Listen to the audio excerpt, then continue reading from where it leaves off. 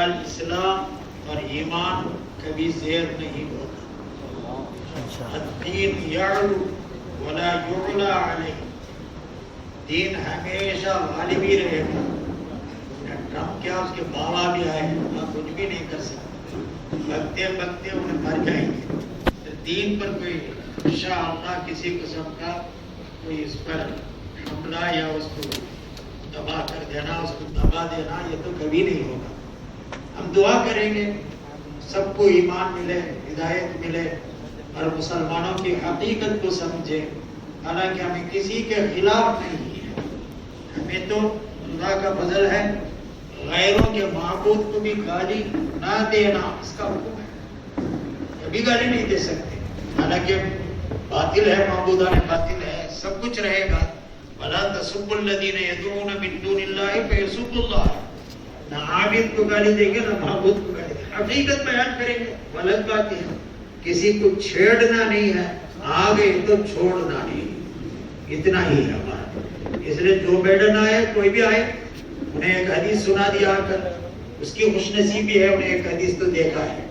بہرحال وہ حدیث بھی ان کے لیے ہدایت کے لیے کافی ہے. اس کے علاوہ ہندوستان جیسے امریکہ نہیں ہے, وہاں لوگوں میں ذرا اعتدال پسندی ہے. چند افراد رہیں گے, ہر مسلمان میں بھی خراب رہیں گے, وہ الگ چیز ہے. مجموعی طور سے دیکھیں گے تو عیسائیت میں کچھ نہ کچھ نرم رویہ رہتا ہے, اکثریت میں سوچنے کا مزاج رہتا. البتہ ان کو ذرا توجہ دینے کی ضرورت ہے. وہ کام ہمیں حسن اخلاق سے, خوش اسلوبی سے, ہمارے طور و طریقے سے ان کو اگر سمجھا دیں گے, ممکن ہے جلدی وہ ہدایت پائیں گے, سارے عالم کے لیے راحت کا سامان بنے گا. ہمیں اللہ سے دعا کریں گے جب تک وہ دین پر حق یا انصاف, ہم نے کوئی احسان کرنے کی ضرورت نہیں, انصاف کرے تو کافی. انصاف کے طریقے سے دین کو دیکھے اور دوسروں کو اس کو سمجھائے, اس کی توفیق اللہ سب کو کرے. دوسرا سوال ہے, مدرسے کا معتمم اگر لاک ڈاؤن کے زمانے میں اپنے مدرسے کے اساتذہ کو تنخواہ نہ دے تو اساتذہ کیا کریں؟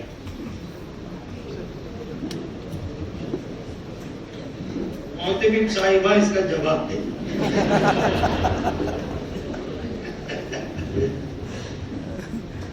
میں تو بولا تھا نا, اگر مدرسے کے اندر اتنا فنڈ نہیں ہے, معتمم کو چاہیے اس تمام اساتذہ کے لیے باپ کی حیثیت رکھتے ہیں. اگر اساتذہ اولاد اپنے ہیں, کوئی کما نہیں پائے, کوئی اور صورت نہ رہے, اور باپ کے اندر کما کر دینے کی صلاحیت ہے, اس کی بات چلتی ہے, تو ان کو چاہیے وہ اپنے ماتحتوں کے ساتھ حسن سلوک کرے. سڑک میں جانے والے لوگ ہیں, اجنبی لوگ ہیں, ان کو کھلانے پھلانے کے لیے اپنے جائیداد بیچ کر لوگوں نے خدمت کی ہے. یہ آپ کے پاس غلامیت میں ہے. اساتذہ آپ کے ہر بات مانتے ہیں, ماننا چاہیے, اور آپ کے ساتھ خیر خواہی رکھتے ہیں, رکھنا چاہیے. ایسے لوگوں کے لیے تو محنت کرنا معتمم کی ذمہ داری ہے. اگر معتمم مجبور ہے, اساتذہ بھی اس کو سمجھنا ہے. اگر ان کو ساتھ دے سکتے ہیں, اپنی بات باہر چلتی ہے, آپ کی بولی گھر جگہ پہنچتی ہے, پھر وہ مدرسے کا حق میں بھی آپ کی محنت ہونی چاہیے. وہ دونوں طرف سے بالکل ایک باپ اور اولاد کے درمیان میں جیسا رشتہ ہے, معتمم اور اپنے اساتذہ کے بیچ کا رشتہ ہے, اس کا آپ مزید آپ ہی سمجھ لینا چاہیے. معتمم صاحب بھی سمجھ لینا چاہیے, ماتحتوں کو بھی سمجھ میں آ جانا چاہیے.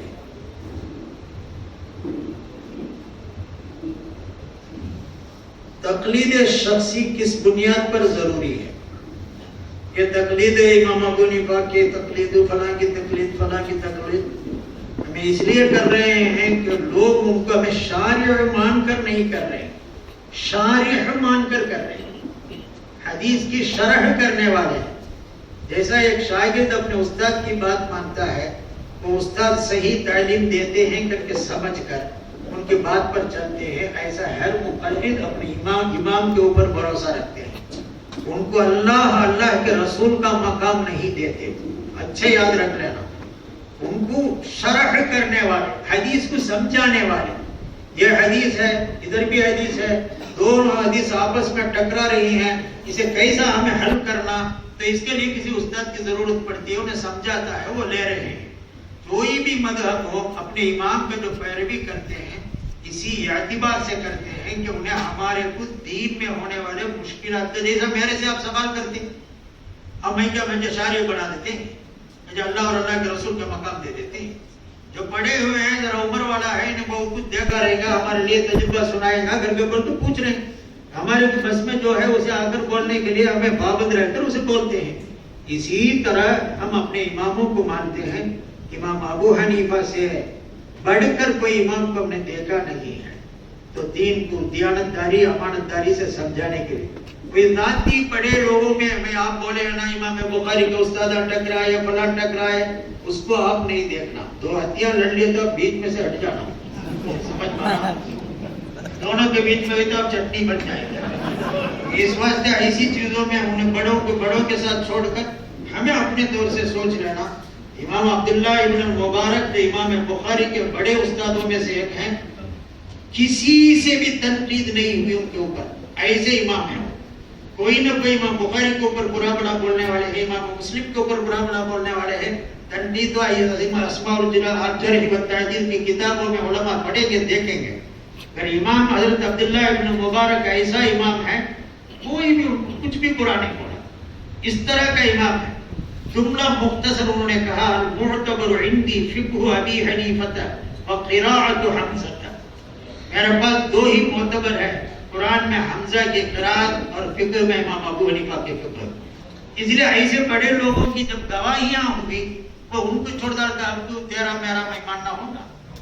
آپ کے اماموں کو مانے تھے، بیش امام کے بھی قابل نہیں ہے کہ کیسا امام سے جا کر ان کی پیروی کریں۔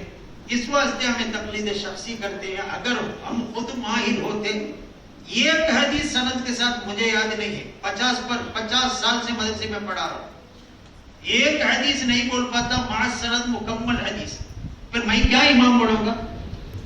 کہاں سے میں اس کا درجہ پہنچوں گا؟ اس لیے وہ بزرگوں کے اوپر بھروسہ کر کے ہمیں ان کی پیروی کرتے ہیں۔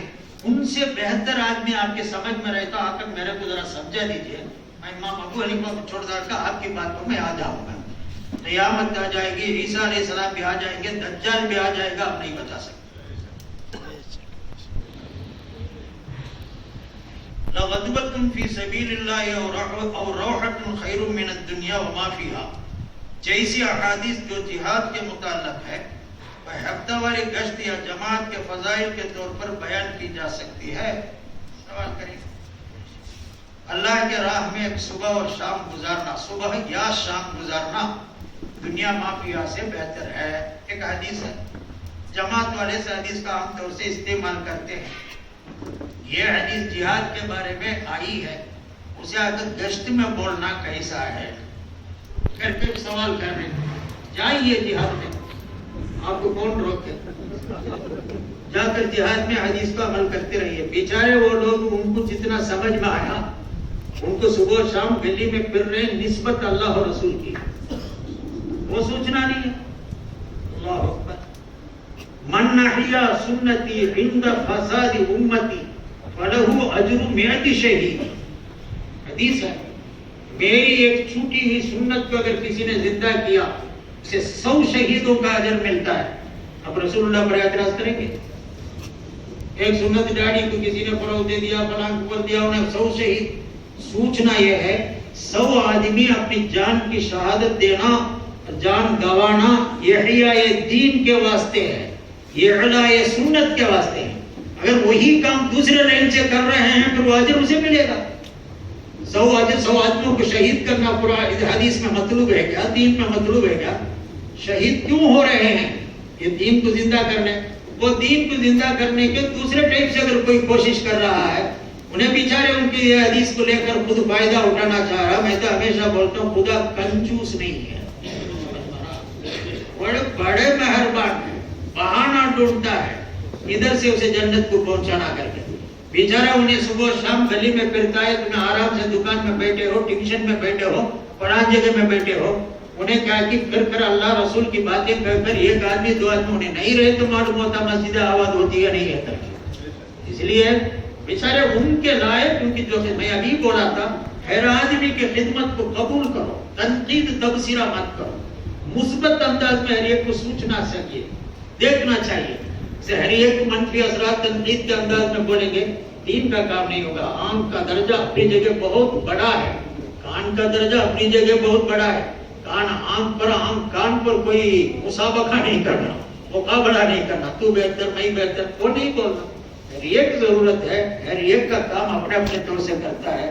ایک مشنری میں بڑا نٹ بھی رہتا، چھوٹا بھی رہتا، بڑا بھی رہتا، پرزے چھوٹے بھی ہوتے ہیں، بڑے بھی ہوتے ہیں۔ اگر کوئی ایک چھوٹا سا پرزا بھی نکل گئے تو اپ ڈاؤن ہو جائیں گے، ہوائی جہاز زمین میں سجدہ کرنا شروع کر دینا۔ اس واسطے آپ کو چھوٹی خدمت کرتے ہیں، وہ خدمت میں نہیں کر سکتا۔ سمجھ رہے ہیں؟ گشت میں جا رہے ہیں، پھر رہے ہیں، ور رہے ہیں، وہ ہمیں نہیں کر پا رہے۔ ہمارا کام ہے وہ کر رہا بیچارہ، تو ان کو دعا کرنا، ساتھ دینا۔ اس واسطے ان کے اوپر تنقید اور تبصرہ کے نظر سے نہ دیکھا کریں، ان کی تائید کیجیے، کام اچھا کر رہے ہیں، جو بھی کرو کرنے دیجیے۔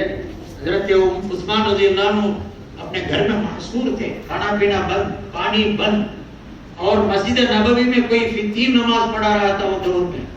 کسی نے اگر حضرت عثمان سے افسوس سے کہا، خلیفہ وقت گھر میں محبوس ہیں اور وہاں ایک غلط آدمی امامت کر رہا ہے، ہم کیا اس کے پیچھے پڑے نماز؟ حضرت عثمان رضی اللہ عنہ نے جواب دیا، انہیں جو کام کر رہا ہے وہ غلط کام نہیں، نمازی تو پڑھا رہا ہے، نمازی تو پڑھا رہا ہے، نماز پڑھی۔ اپنے مشکل وقت میں بھی مسئلہ یہ بیان کرنا، یہ ہے ہمت کی بات، یہ ہے ہمت کی بات۔ چاہے تو آپ ابار سکتے تھے، نہیں کیا۔ یہ نظریہ ہم کو چاہیے۔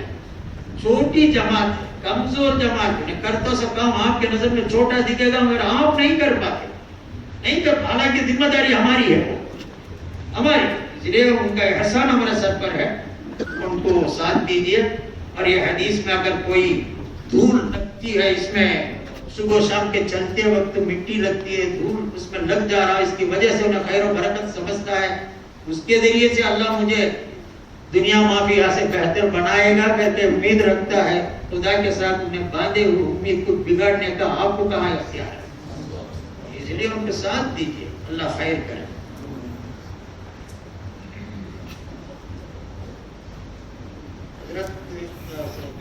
حضرت علامہ ابو سعود صاحب رحمۃ اللہ علیہ کے سوانح اور حالات زندگی و کرامات پر ایک جامع کتاب مرتب فرما کر احسان فرمائے، اور دوسری گزارش ہے آپ حضرت والا کتابوں کی تصنیف فرما کر علماء اور امت پر احسان۔ کتابیں لکھے بول رہے ہیں بڑے حضرت کے نام پر، لکھی ہوئی کتابیں بے حساب کھلے بغیر پڑھی ہیں۔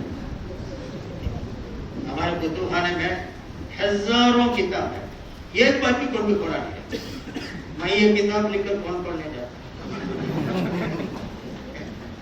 میں لکھتا ہوں کتابیں میری زبان تمل زبان میں ابھی بھی لکھا ہوں، وسیلہ کے بارے میں لکھا ہوں، تراش مختلف لکھا ہوں، مگر وہ لکھے اس لیے ہے ہمارے یہاں فتنہ ہے، اس کے خلاف وہ جماعت اٹھی ہے، بہت ہنگامہ کر رہی ہے دنیا میں، امت میں بڑا تفرقہ اور بہت اختلاف پیدا کر رہے تھے، ان کے خلاف میں لکھا ہوں۔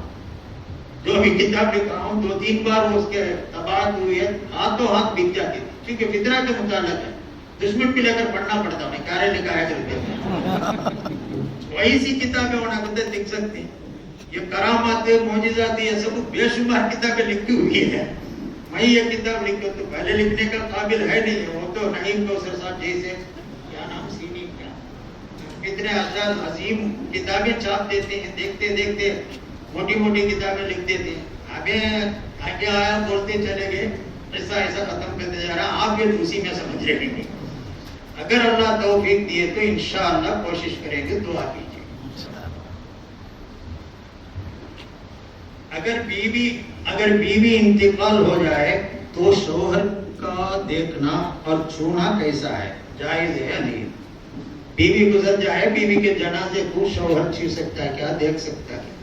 دیکھ سکتے ہیں، کوئی مسئلہ نہیں ہے، ویسا چہنا وانا کر کے ممنوع کر کے ایسا پکی بات نہیں ہے، بات بولتے ہیں، کیوں ہے بولتے ہیں؟ حضرت حضور پاک صلی اللہ علیہ وسلم نے حضرت عائشہ سے فرمایا، عائشہ میں اگر پہلے گزر جاؤں میرا نہلانا تمہیں کرنا، تمہیں پہلے گزر جائے تمہارا نہلانا میں ہی کروں گا، پیغمبر کی تعلیم جب موجود ہے پھر رکاوٹ کیا ہے؟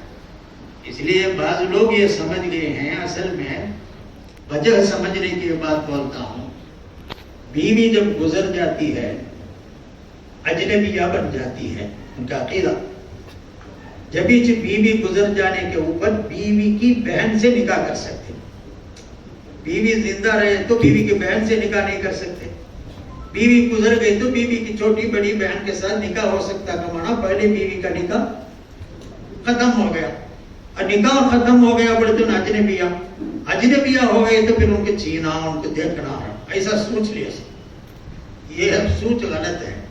ہمارا ان کا نکاح دنیاوی احکام میں وہ بولیں گے انہیں منقطع ہو گئی ہے دوسرے کی بہن سے شادی کر لو، نکاح ٹوٹ گیا کر کے بولے تو آخرت میں بھی انہیں بیوی نہیں رہنا چاہیے، حالانکہ ان آخرت میں سب سے حورلین سے سب سے بڑی ملکہ ہے، اس لیے وہ بیوی ساتھ رہتی ہے۔ اس لیے کوئی قیاس غلط کر لیے ہے، غلط قیاس ہو گیا ہے۔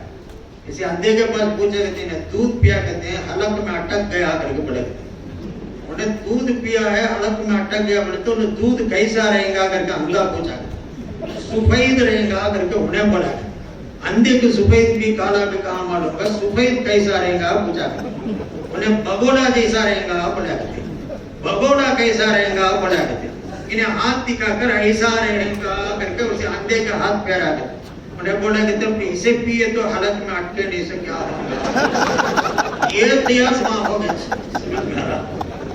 قیاس الگ ہے، صحیح قیاس اسے بولتے ہیں، قیاس صحیح نہیں ہے، آرام سے دیکھ سکتے ہیں، اس میں کوئی رکاوٹ نہیں ہے، اکثر ائمہ وہی کہتے ہیں کسی کو قیاس غلط ہو گئی تو کیا کرے گا، ہو گیا بھی ہے،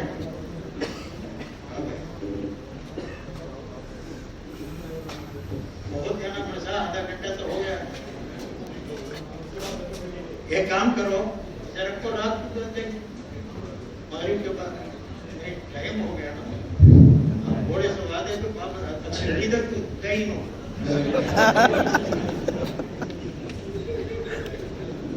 ٹکی ہے بعد میں دیجیے انشاءاللہ۔